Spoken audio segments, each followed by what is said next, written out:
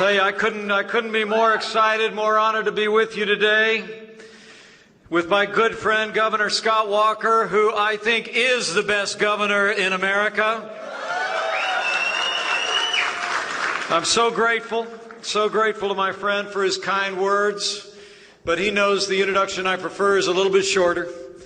I'm a Christian, a conservative, and a Republican in that order. And it was just a few short weeks ago that it was my honor to accept my party's nomination to run and serve as the next Vice President of the United States of America. And you know, I have to tell you, I joined this campaign in a heartbeat. Joined it in a heartbeat because you all have nominated a man for president who never quits, who never backs down, who is a fighter. He's a winner.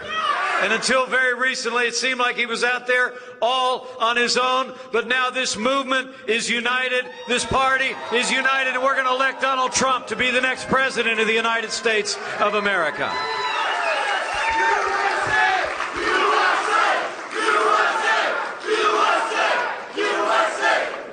You know, Donald Trump has never forgotten the men and women in this country who work with their hands, who grow the food, who build the roads and bridges, who tend to our sick, who teach our kids. And Donald Trump will never forget or fail to stand by the men and women who stand on the thin blue line of law enforcement in Wisconsin and all over America. Would you mind joining me in just expressing your appreciation for the men and women in our law enforcement community who are with us here today, and let them know how much you appreciate the sacrifices they and their families make for our safety?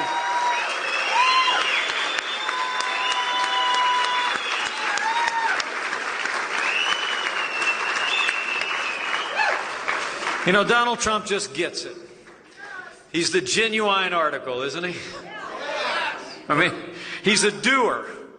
He's a doer in a game usually reserved for talkers. And when he does his talking, he doesn't go tiptoeing around all those thousands of rules of political correctness. He just says it like it is, and the American people hear him loud and clear. I mean, if you think about it, where else would an independent, broad-shouldered spirit like his find a following than in the land of the free and the home of the brave? I got to tell you, the funny thing is the party in power just doesn't know quite what to do with our nominee. And of course, I'm talking about the media. I mean, seriously. You know, the media, it's like one day after another. It's just about every day they latch onto some new issue about my running mate.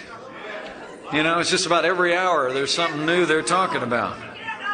And it's amazing. I mean, when you think about it, I mean, they're so busy parsing every word Donald Trump said in the last 30 minutes, they've been ignoring what the Clintons have been doing for the last 30 years.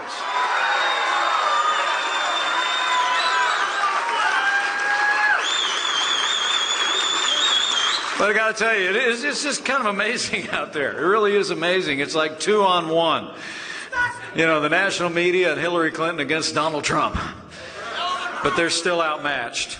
You know, it's kind of like if the Packers had to play every single game this season on the road in front of hostile crowds with hometown refs.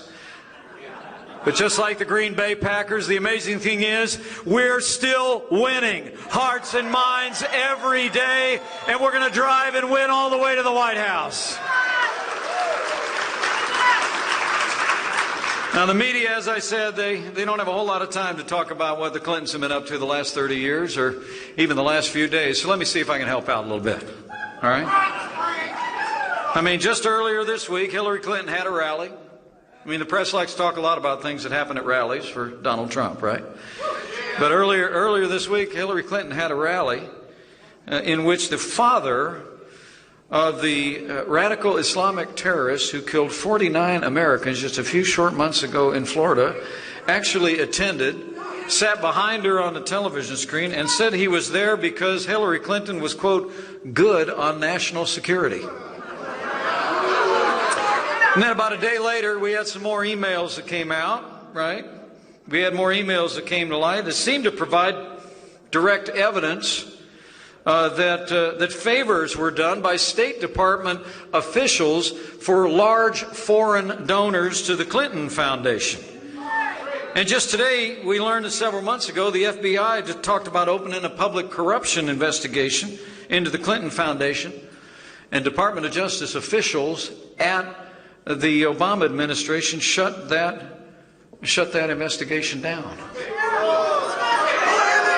You know, the American people are tired of the pay-to-play politics in Washington, D.C., and when Donald Trump becomes president of the United States, we're going to shut it down.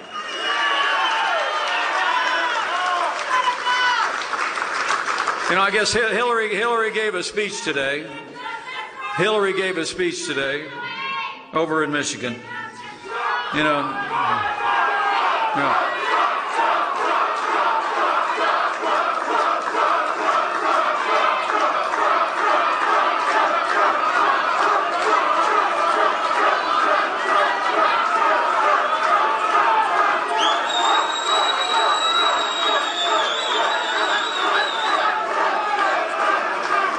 Yeah, Hillary gave a speech over in Michigan today. It really is amazing if you think about it.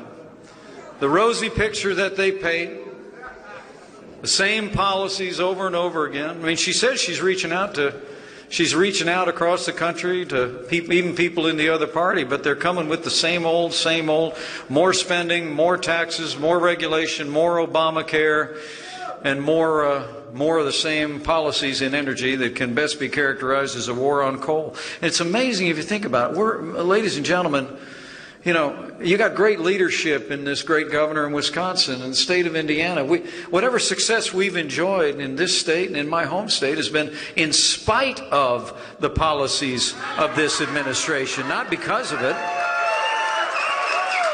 I mean, we just found out, you know, the morning after Hillary Clinton's address to the nation. Did you see her speech when she spoke at the convention? It was.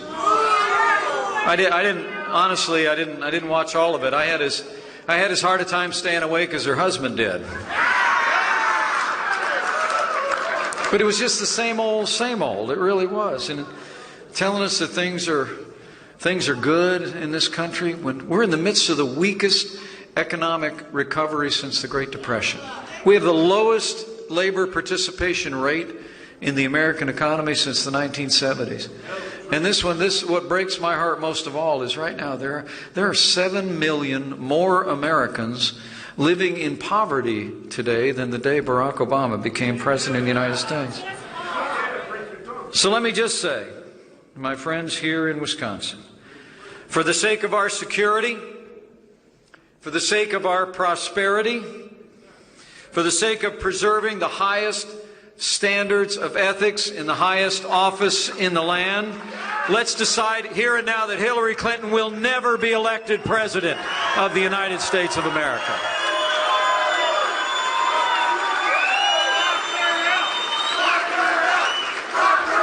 I mean, what's so tiresome, though?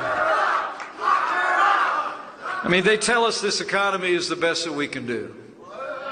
Right? You hear that? But the truth is, it's nowhere near the best that we can do. It's just the best that they can do. And when Donald Trump becomes president of the United States of America, we're going to put our fiscal house in order. We're going to cut taxes. We're going to repeal Obamacare. We're going to end the war on coal. And we're going to unleash the full potential of the American economy and get this country working again.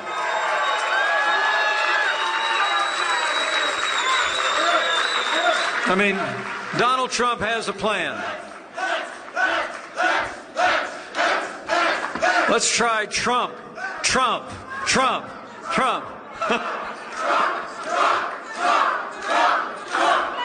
Donald Trump has a plan, everybody. He has a plan. It's all about reigniting the American economy through what we know works, that has worked before. It's about cutting taxes on working families, small businesses, and family farms, lowering the income tax across the board for every American.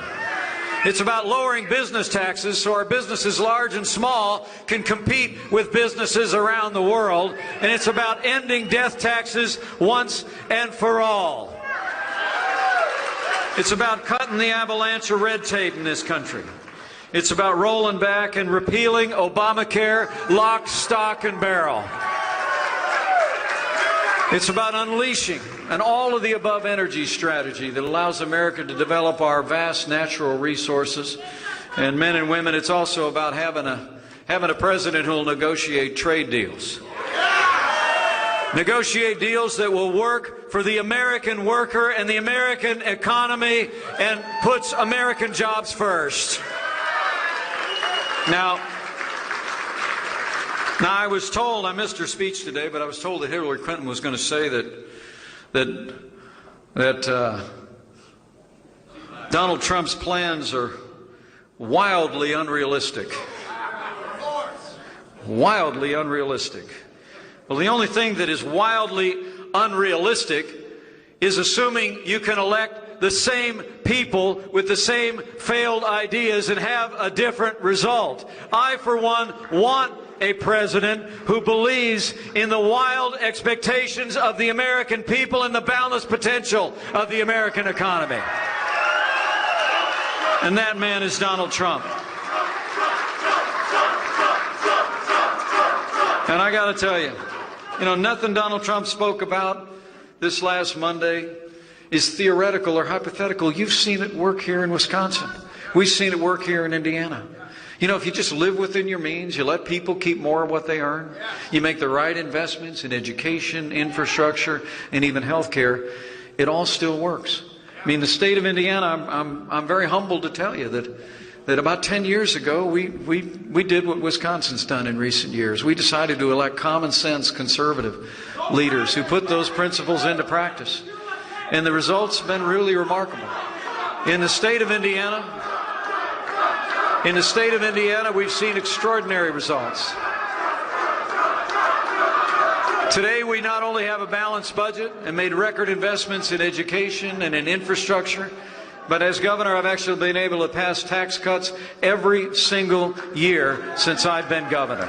$3.5 billion in tax relief. We actually have more Hoosiers going to work than ever before in the 200-year history of the state of Indiana. And that's exactly what the no-nonsense leadership of Donald Trump is going to bring to the White House and to all the people in the United States. Now, when you talk about the choice that we face at home and the record of the other side and the vision of Donald Trump to make America great again, it gets even more dramatic when you think about the record overseas, doesn't it?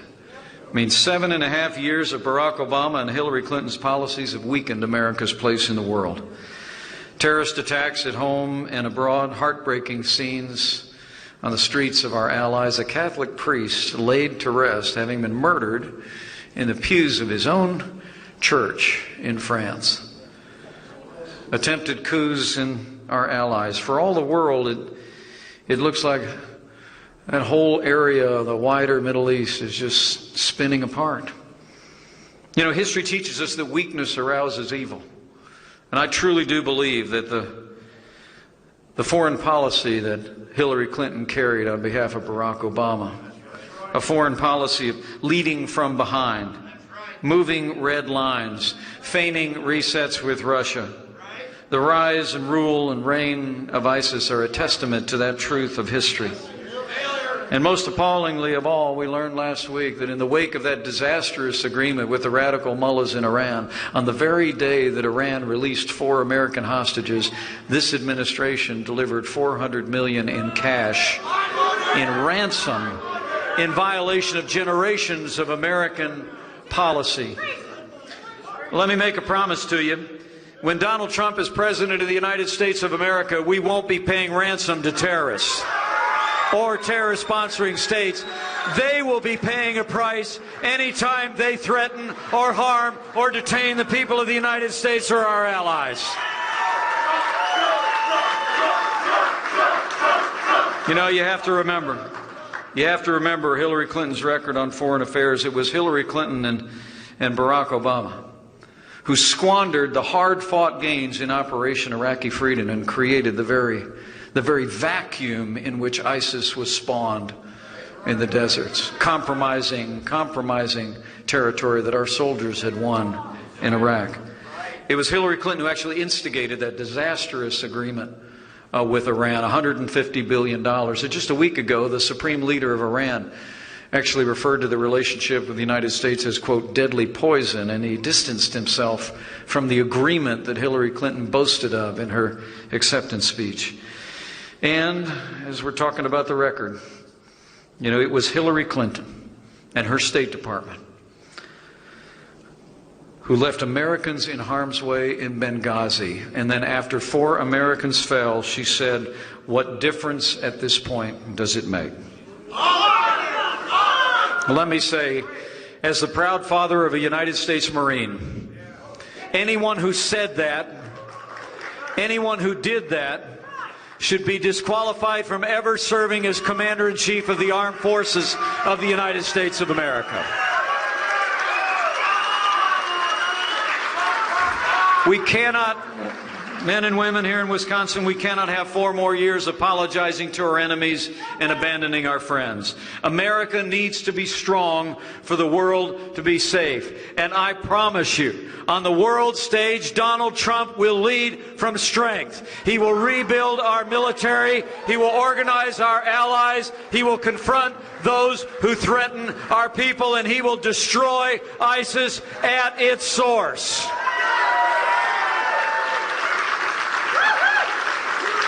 You know, when I think about these times in which we live, I can't help but sum it up in just one phrase. You know, I think the American people are just tired of being told. Okay? We're tired of being told by an elite establishment in Washington, D.C. that this is as good as it gets, right? We're tired of being told by a political class and a national media that says we'll get to solving those issues tomorrow, even though we're going to have the same leadership that we've had all along. And you know, I think we're tired of being told, as Ronald Reagan used to say so eloquently, we're tired of being told that a little intellectual elite in a far distant capital can plan our lives better for us than we can plan them ourselves.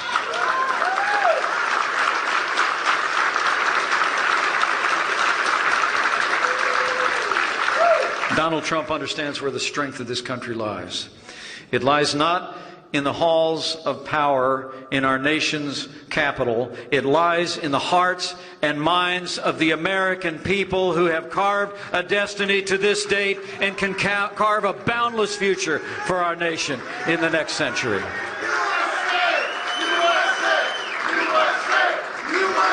Now, there's one other issue I want to remind you of before I take my leave, and I'm just so grateful that you all would come out tonight. I know I'm kind of a B-list Republican celebrity, so appreciate you being here. But there's one other very serious issue I want you to take from here and talk to your neighbors and friends, okay?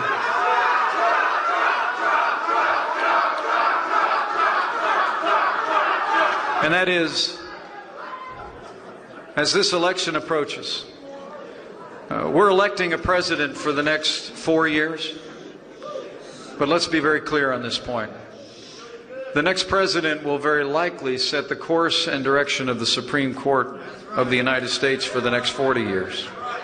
Those of us who cherish the Constitution, limited government, cherish the liberties that are enshrined in our Bill of Rights and our founding documents, we better think very hard about that, okay?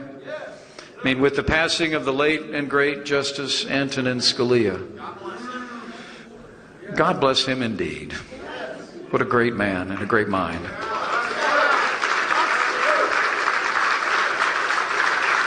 More than any time in my lifetime, the destiny and the direction of the Supreme Court is literally on the ballot this year, because the President of the United States, who's sworn in January of 2017, will make that next appointment, and on so many issues critical to our liberties, could well be the deciding vote. Now, some people are troubled about that. I'm actually not, because I like the idea that the American people will decide the direction of the Supreme Court of the United States in this election. Donald Trump has published an extraordinary list of men and women, accomplished jurists, strict constructionists, people who are in the model of Justice Antonin Scalia. But I'll tell you what, elect Hillary Clinton, you better get used to being subject to more unelected judges using unaccountable power to take unconstitutional actions. So let me say, just to be clear on this point, for the sake of the rule of law, for the sake of the sanctity of life, for the sake of our Second Amendment to the Constitution of the United States, for the sake of all of our God-given liberties enshrined in our founding documents, we must decide here and now in Wisconsin, in this election, that the next president to make appointments to the Supreme Court of the United States will be President Donald Trump.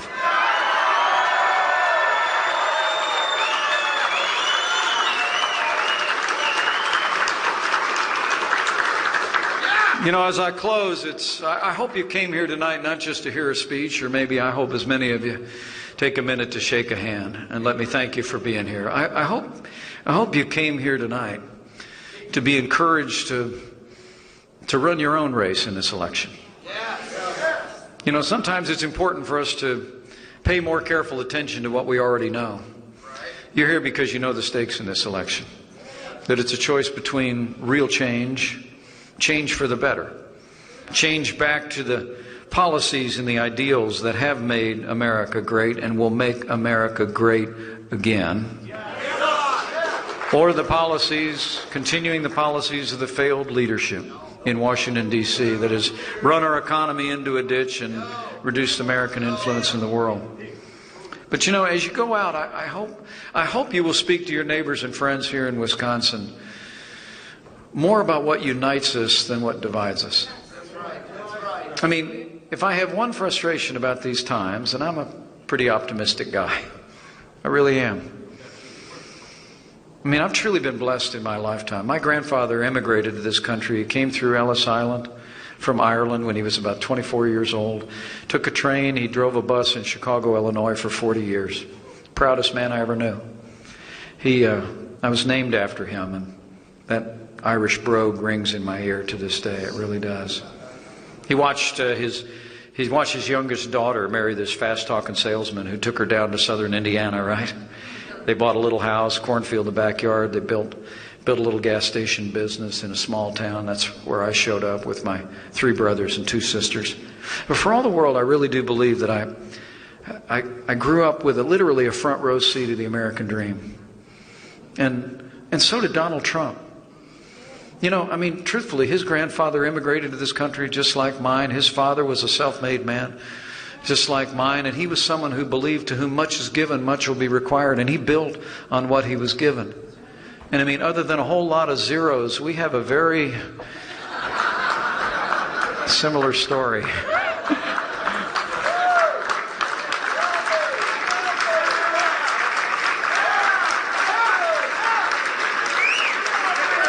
I really mean that. So when you're out there talking to neighbors and friends here in Milwaukee and all across Wisconsin, I hope you explain to them, when they hear Donald Trump say, "We'll make America great again," he's talking about the American dream. Yes. He's talking about having the kind of policies that give every American, regardless of race or creed or color, a shot at living out their dreams. Because, you know, when my grandfather came here, the legend in our family is that his mother put his arm around him when he was headed off across the Atlantic and said to him, "You have to go because there's a future there for you." And what she meant was, in America, anybody can be anybody. And that's what the freedom of this nation has wrought. and the people of this nation have defended all throughout our nation's history. And I really do believe that reviving the American dream is what this election is really all about. So as you go out, I just encourage you, talk about what unites us, not so much what divides us. Lay out that positive vision to your neighbors and friends. And chief among them for me has always been that throughout our history, from even before there was a United States of America, that the people in this nation, in overwhelming numbers, have long believed and shall ever believe that at our core, our strength resides in the fact that we are one nation under God, indivisible, with liberty and justice for all.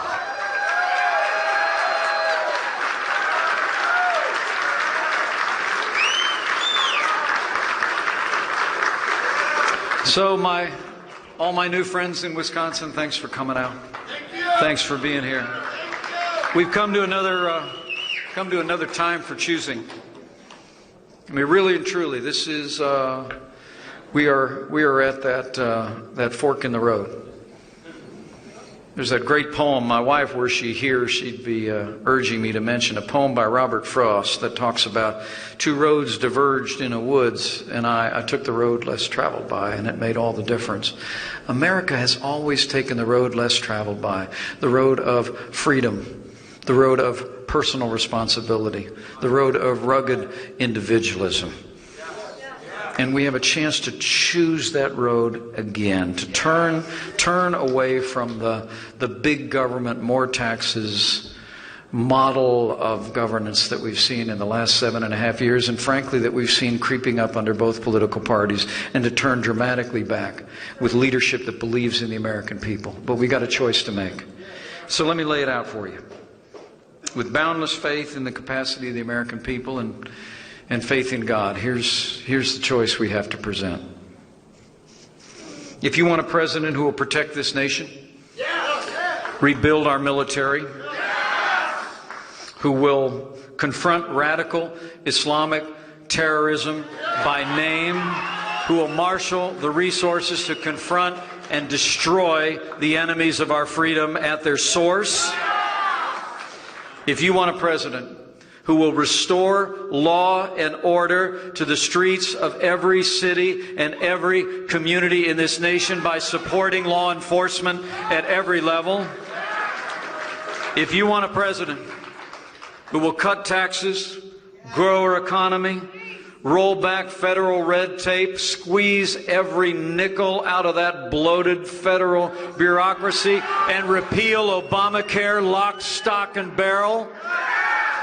If you want a president who will build a wall, restore strong borders, and enforce the laws of this nation for the citizens of this nation, and I'll promise you this, if you want a president who will upend the status quo in Washington, D.C., and uphold the Constitution of the United States of America, then, my friends here in Wisconsin, we have but one choice. That man is ready. This movement is ready. This country is ready. Let's leave here and not rest and not relent until we make Donald Trump the 45th President of the United States of America, and we will make America great again.